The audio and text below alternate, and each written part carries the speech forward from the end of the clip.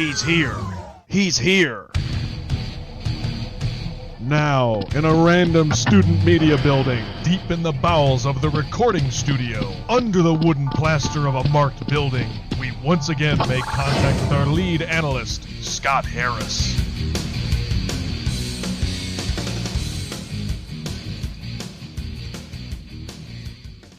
Hey, people, Scott here, coming back at you now on another episode of Capitol Hill Landscaping with Scotty. Today is November 30th.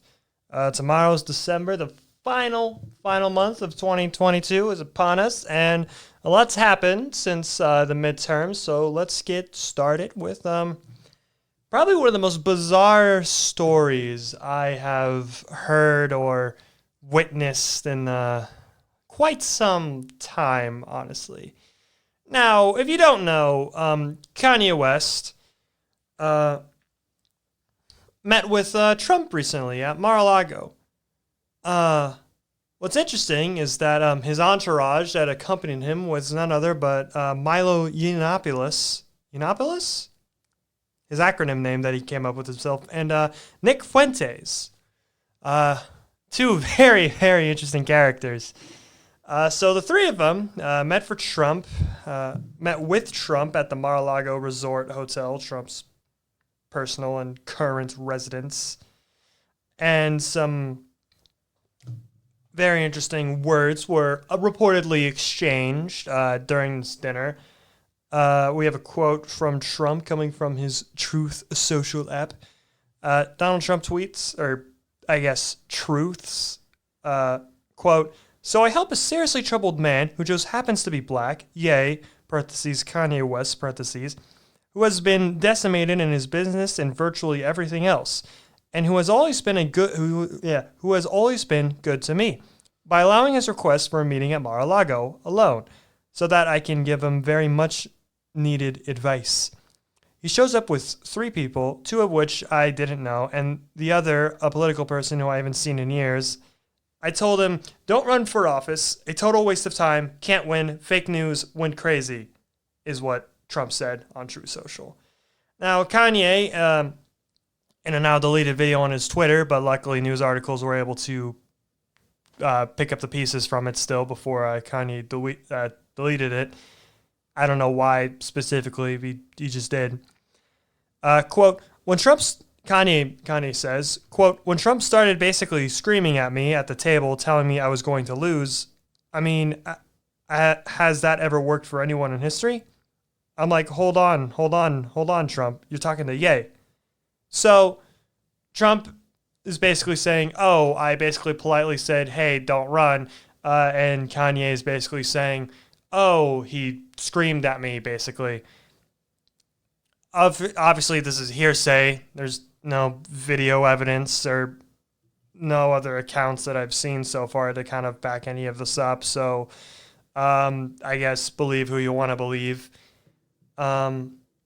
Regardless, a meeting between Trump, Kanye, Nick Fuentes, and Milo Yiannopoulos wasn't on my bingo card.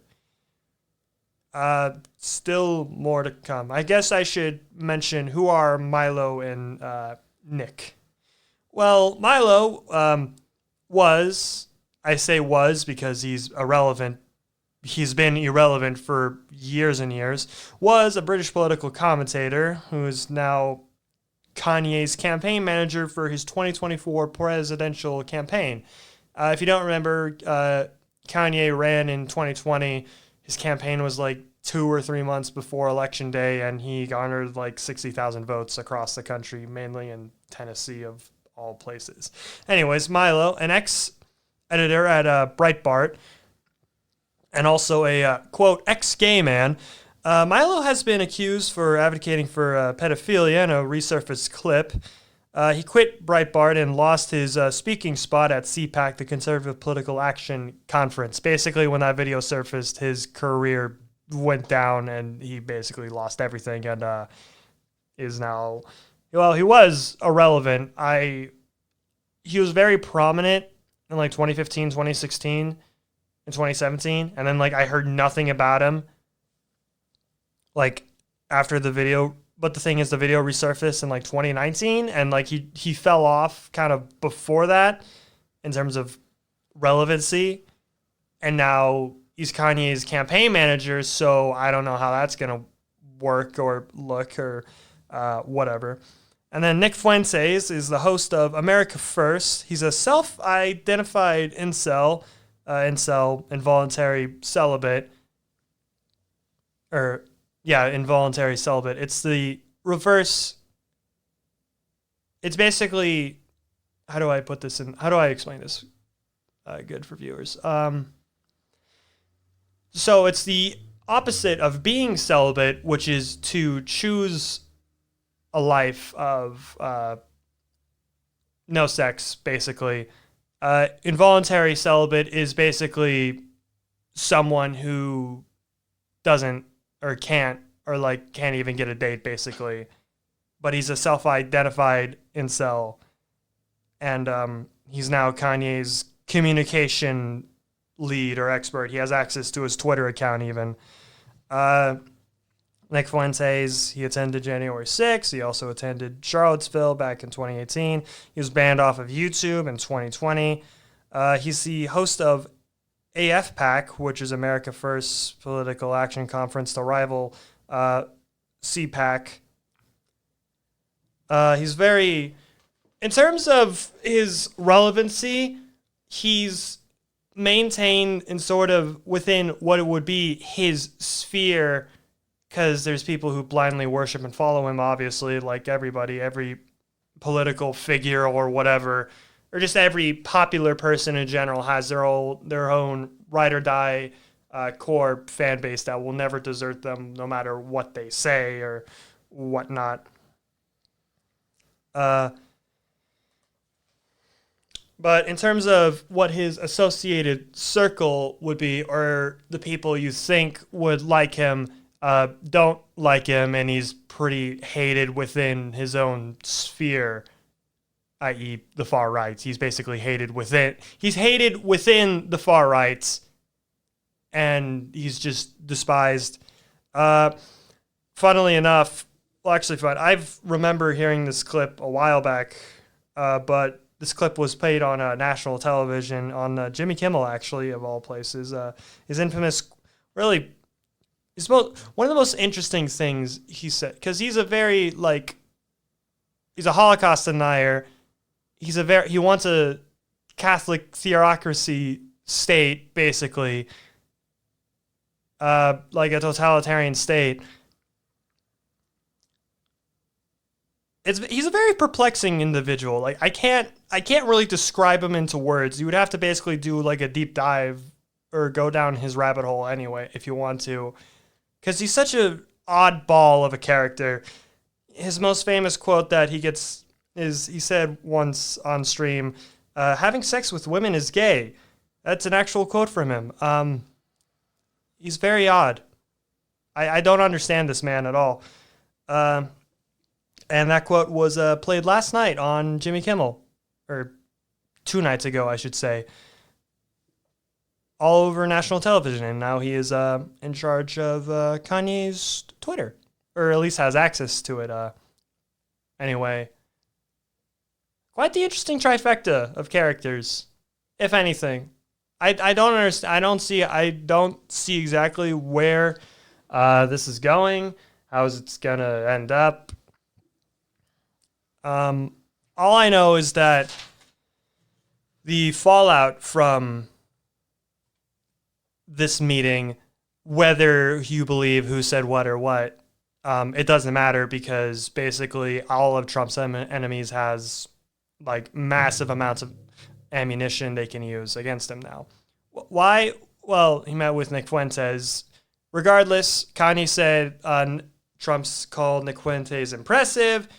Trump said he doesn't know Nick Fuentes at all. Believe who you want to believe. Regardless, he had dinner with a Holocaust denier.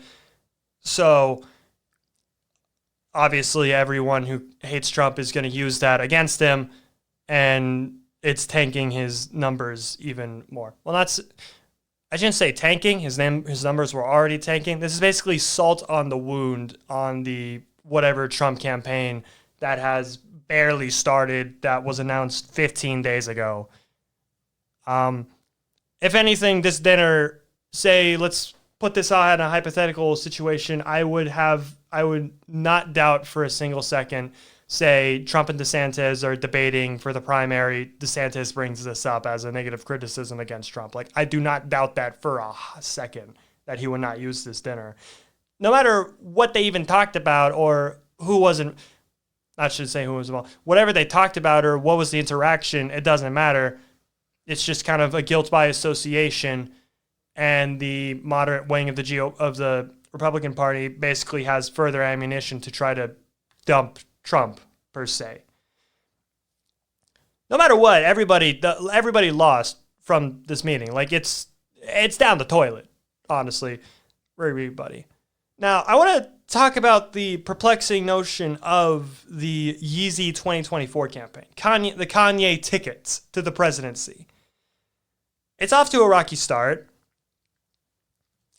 Obviously, basically everything I've said up to this point. He's got a Holocaust denier, America First dude on his Twitter. He's got Milo Yiannopoulos, the character, managing his campaign. So what would be the full ramifications on election day? Well, obviously, Kanye is a ticket splitter with absolutely zero chance to win. What I mean by this is that he would only take votes from people who are center or right of center, in terms of he would split the vote further than what the libertarians already get from Republicans. That's the best way I can put it. Like, keep in mind, in like a last-ditch campaign that he had in 2020, he got 60,000 votes. 60,000 votes, wherever they may be, can change the outcome of an election. Joe Biden won by 50,000 votes in key areas in terms of the Electoral College and all that jazz. Like, say, even if Kanye, he probably wouldn't, but say he wins a single state, that is huge. That would throw off the entire balance of everything. Is he going to win an entire state? Probably not. Is he going to definitely have an influence on the election? Yeah, he will. He'll have the same amount of influence that a libertarian candidate has every election year, which is just take more votes from the Republicans. Now, if anything, a Kanye ticket basically strengthens a Democrat's chances of winning, barring some massive scandal and horrible incident and whatnot. We haven't had a recession yet. Biden's got a few years before he can make it out of that. Some interesting, I made some scenarios. These are likely, probably, because Kanye, he was dead set on running in 2020. He's probably going to make it to the end in 2024. He's going to be on the ballot for all 50 states in 2024. So my prediction is no matter what the scenario is, the Democrats have a chance between 45 and 55% of the vote. In a non-split Republican ticket, the GOP has a 45 to 51% chance of getting the vote, or a 45 to 51 percentage rate of getting vote. Libertarians, 1% to 5%. I put Kanye at 0.2 and 0.5% of the popular vote. I do not see him getting over a single percentage because I don't see that many people voting for him. My personal prediction, he will not receive more than 1 million votes, but I think he'll honestly get more than 200,000 because, why do I say this? Well, two reasons primarily. Well, actually, my reasons being is his demographic. His target demographic that he would garner votes from. His fan base, which is massive, like any ride or die Kanye fan is probably going to vote for Kanye no matter what in 2024, especially if they dislike either of the other candidates. And then also evangelicals, which is a rather big voting bloc in the U.S. It constitutes a large portion of Republican voters, and I don't doubt that with enough campaigning in certain areas, probably mainly, say, like the Bible Belt, for instance. If Kanye primarily focused on campaigning, if he decides to campaign very much at all, and like say the Bible Belt, he could probably garner a lot of, not a lot, but at least like a bit of the evangelical vote, because most of the time it goes Republican, like overwhelmingly. So the only Christian denomination that votes either somewhat or majority Democrat, not really, but the biggest like Christian voting bloc for Democrats would be Catholics. They don't get the majority, but they still get like a large part of it. But it's a significant amount as well. Anyways, Kanye, his campaign, if I'm just purely going off of his previous campaign in 2020 and what his policies were, is basically a very biblically centered policy. It's more biblically centered than, say, Trump or DeSantis. He basically relates every and all issue. He connects it to the Bible, and then that his interpretation of, say, specific scripture will influence what his policy is for each specific issue. So here's what's interesting. We're going to have a four-way race with three right-wing candidates, technically four, but however you want to look at it. Basically, a Republican, a Libertarian, and an Independent that's going to take a Republican vote. Sorry, hit the mic. That's going to take Republican votes. Now, we split that four ways because you got to keep in mind, there's a very big possibility. If DeSantis runs, he wins the GOP nomination, Trump is going to throw a tantrum and decide to run third party and pull a 1912 and give the Democrats the largest electoral victory margin they've probably had since LBJ. Like, realistically. Regardless, Democrats' chances in 2024 was looking up. After all, it's winner take all in the Electoral College. So we'll see. All right, back to some more interesting news. It's rumble in Dixieland, specifically Georgia. The Georgia Senate race is in 6 days, everybody. 6, count them, 6 days. We shall know in 6 days whether the Democrats have increased their Senate lead or if the Republicans will still have the Joe Manchin in their pocket. Or not really pocket, but as an ace up their sleeve. Why do I say this? Well, sorry about that. In the crucial vote to codify Roe v. Wade into law, the Senate Democrats were short 1 vote, and this 1 vote was Joe Manchin. Joe Manchin didn't give Democrats the 50-50, so Kamala could use her tiebreaker, and yeah. So the Republicans basically need to really hope Walker pulls it off. I'm still thinking Warnock is going to take it. He's an incumbent. We were obviously wrong on Election Day. He actually won on Election Day, but didn't get the 50% margin, so went to a runoff. Recent polling has showed 3 polling. One has them at tied. Surprise, surprise. Another puts Warnock up 4 points. Kind of unrealistic, honestly. And then another one puts Walker up by 1 point. Maybe so. I'd say whoever wins, it's going to be 0.5. It's going to be less than a percentage. That is my prediction, honestly. Because we're going to see how the Libertarian votes are distributed amongst the 2 candidates. Probably more will go to Walker than Warnock, but we shall see. Early voting has already begun in some areas of Georgia. It's important to note that in the next election, Joe Manchin, conservative Democrat repping West Virginia, will be up for re-election, along with the 2024 Senate races are looking increasingly leaning towards Democrat. Most of them are going to be in the Northeast, including Pennsylvania. So that will be quite the interesting battle. Hopefully, not really. I shouldn't say hopefully.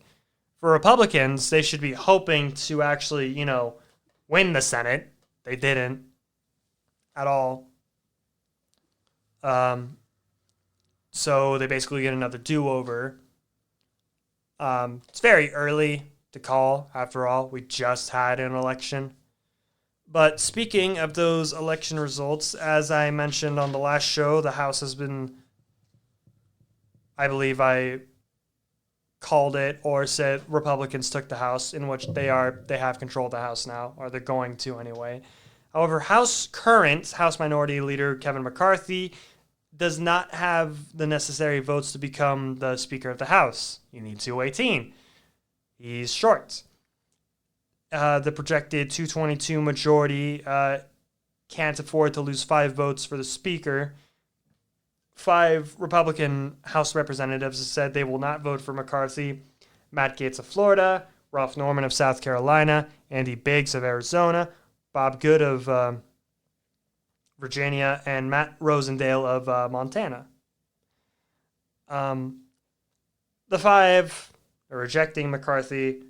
However, Good and Rosendale are basically demanding the Speaker to have less power over committees. The Speaker, it's some of the duties of the Speaker of the House to basically, appoint committee members, but they normally will have a great degree of influence over it. McCarthy has said he's willing to accept the terms of basically kind of limiting his power within the House, along with dispersing, I guess, making committees less his direct decision and more kind of spread out amongst the party and whatnot. All of this, of course, is to get the speakership of the House. Switching from U.S. day-to-day politics, we got a bit of an interesting note. Apple and Elon Musk are now in a spouting match over the past few days. Apple is supposedly, I say supposedly, threatening to pull Twitter from the App Store, which would be very detrimental. Detrimental? It'd be very bad for Twitter. Why do I say this? Well, in a survey, or I guess a ratio, about little under 50% of Twitter's user base is 1, on their phones, and 2, is on an iPhone. And so basically losing 50% of your users it's not good. It's awful. It's terrible, actually.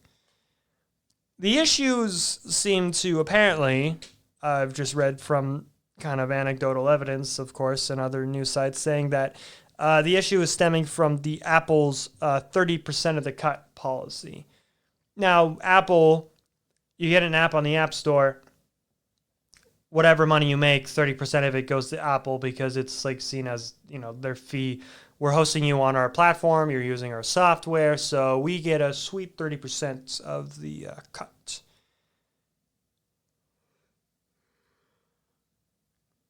The Apple take of being 30%, from what I've seen, is Elon says, it's way too high.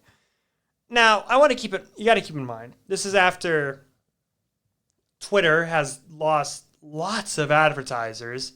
Their revenue is apparently down by 49%. Sheesh! Not good, especially if you're trying to make profit. It's a big business, after all. It's one of the largest social media apps in the country. Bottom line is, it's looking quite red for Elon when it comes to the Twitterverse and whatever shenanigans he's up to currently over there. Now, we have a very important story that's been developing. We had some early developments today, but we got to give some further context back.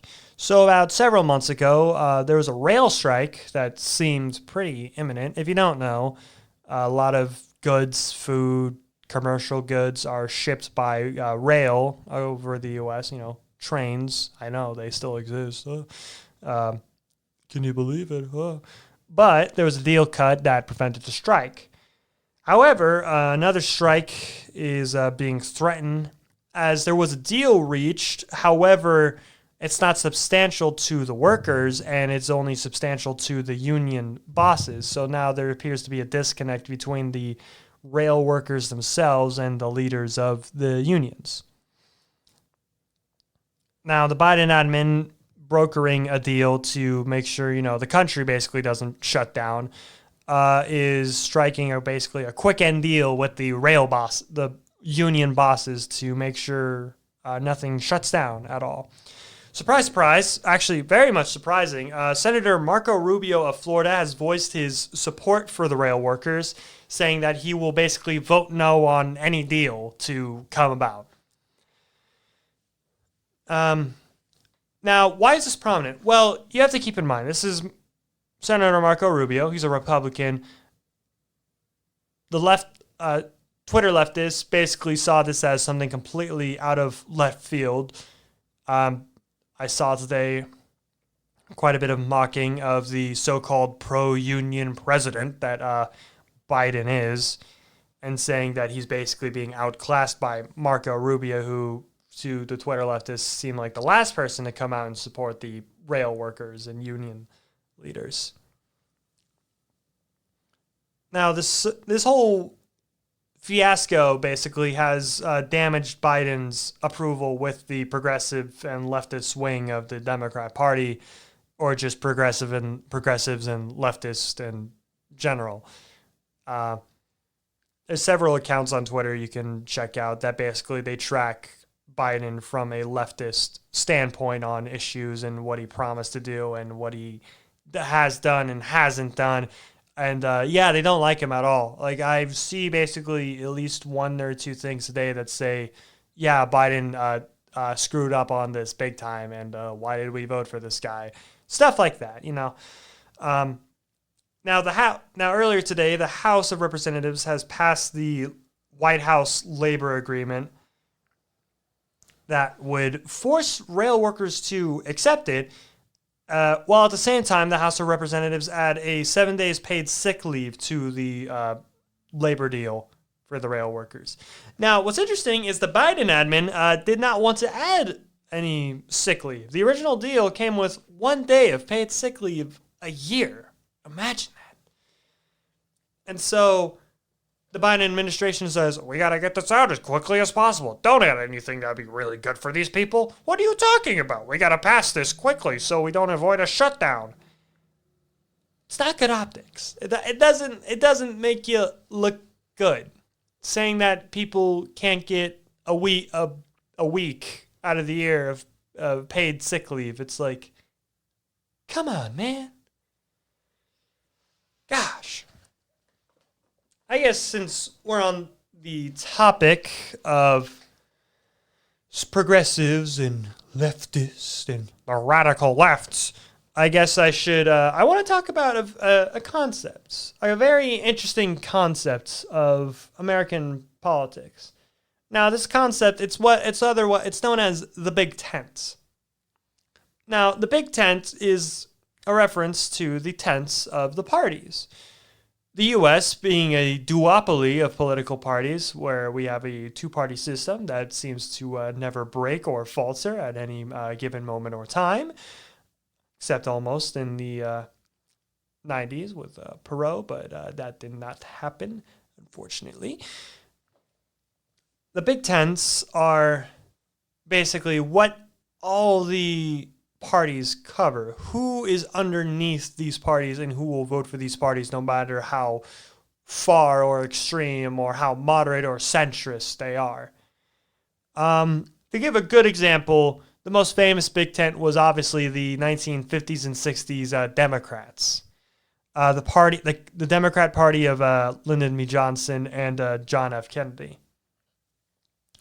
Now, this Democrat Party at the time consisted of socialists, liberals, and Dixiecrats, aka segregationists.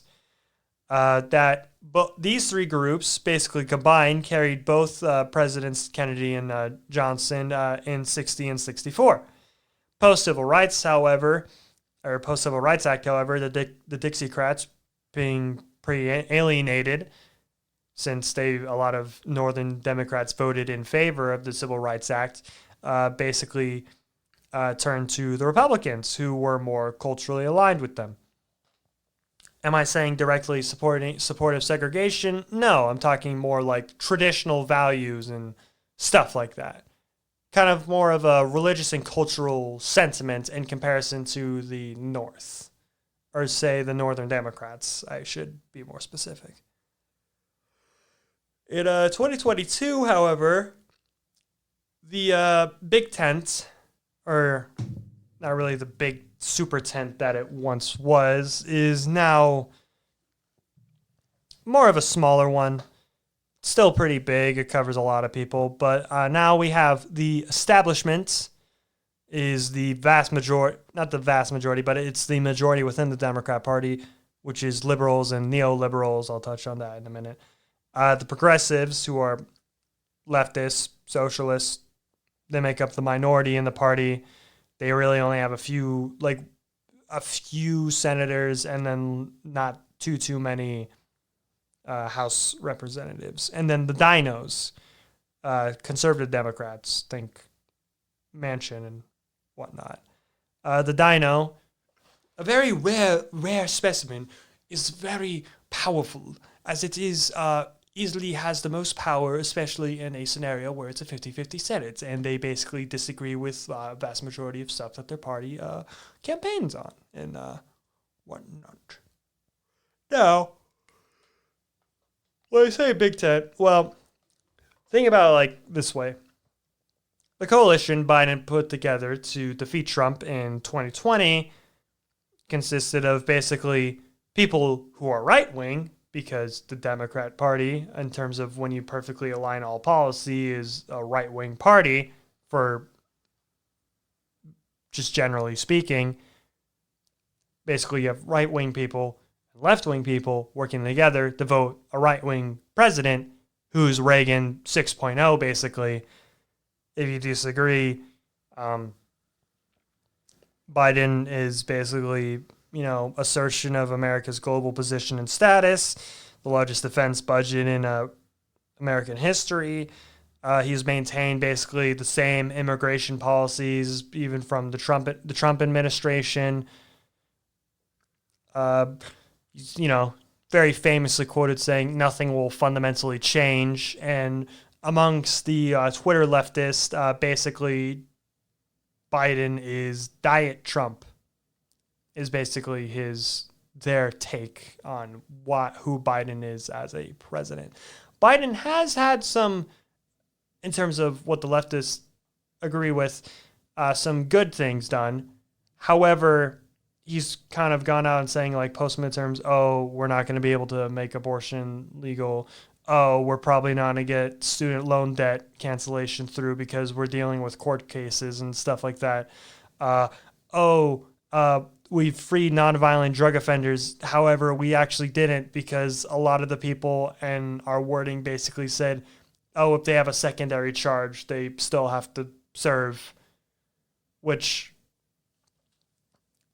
lunacy in terms of if you're trying to keep the support of the people who got you elected, because believe it or not, the two groups that basically carried Biden in 2020 were progressives and leftists, but more importantly, obviously for our sake, the suburbanites, the suburban voters, the proud owners from suburbia, carried Biden to the presidency.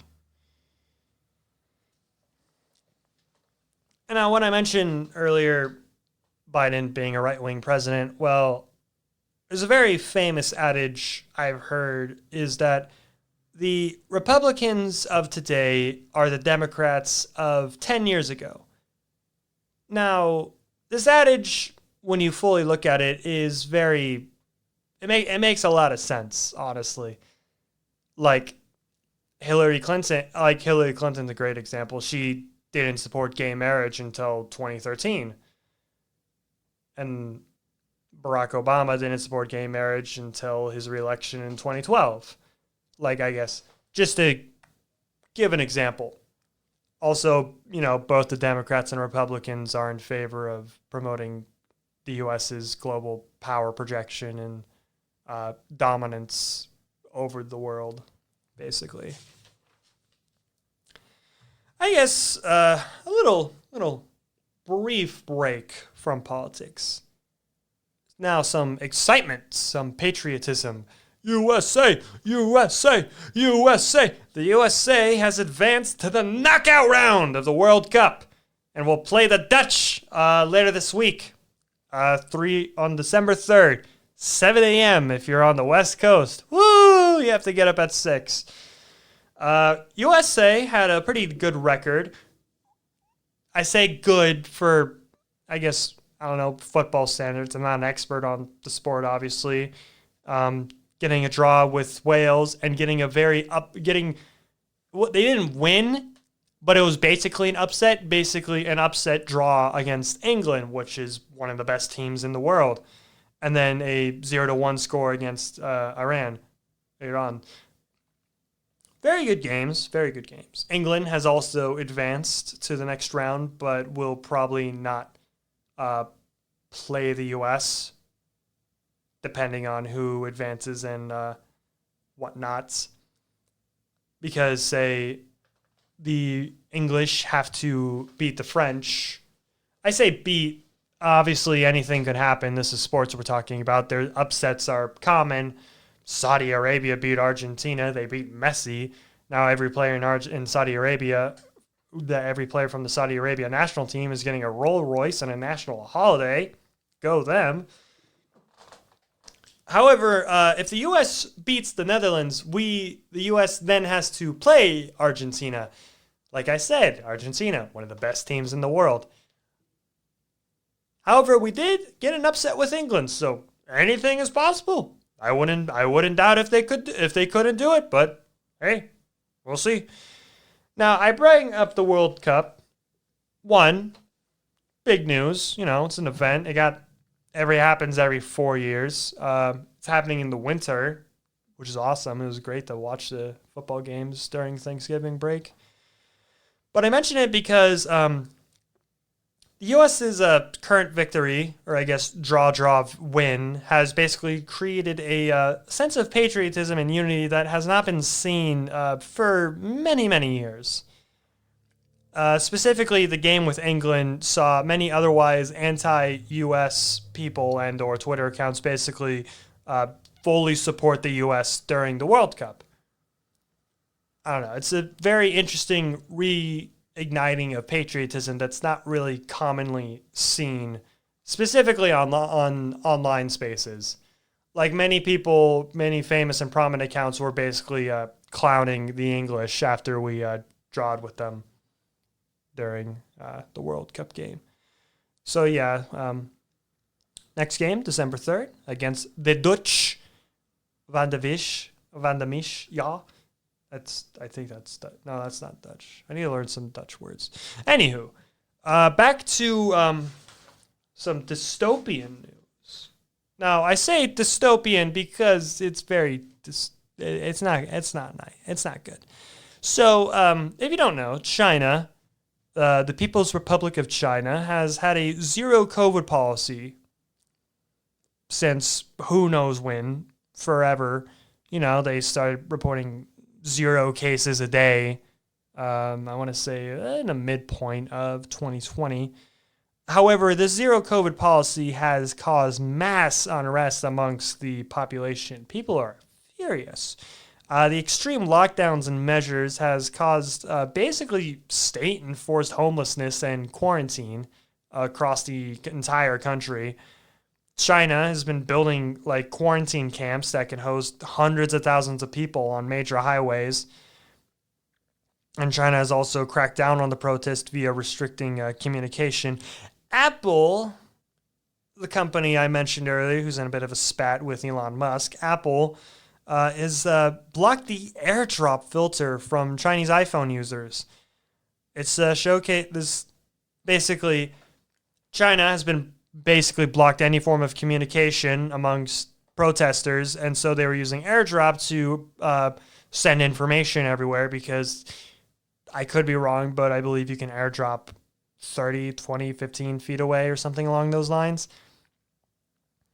But they restricted that. And it just goes to show that Apple's loyalties are first to profit, and they have no moral shame or, I guess, guilt for cooperating with the communist China, the Chinese Communist Party, and they're totalitarian measures against their own people. The protests have seen a blank piece of paper become the symbol of resistance. Quite interesting, quite interesting. I remember during the Hong Kong protest a few years back, it was the umbrellas, I believe, was the main symbol, the black umbrella specifically. Now, the White House and the Canadian Prime Minister, Justin Trudeau, have come out in support for the zero COVID policy protest. However, Prime Minister Trudeau has been called out for hypocrisy, mainly over his harsh crackdown on the truckers' protests over COVID. It was a COVID vaccination policy. It was something to do with crossing the U.S.-Canadian border, and now people are saying, "Oh, you support these people's right to protest, but you don't support your own people's right to protest?" Kind of just pointing that out. We shall see how Xi Jinping responds.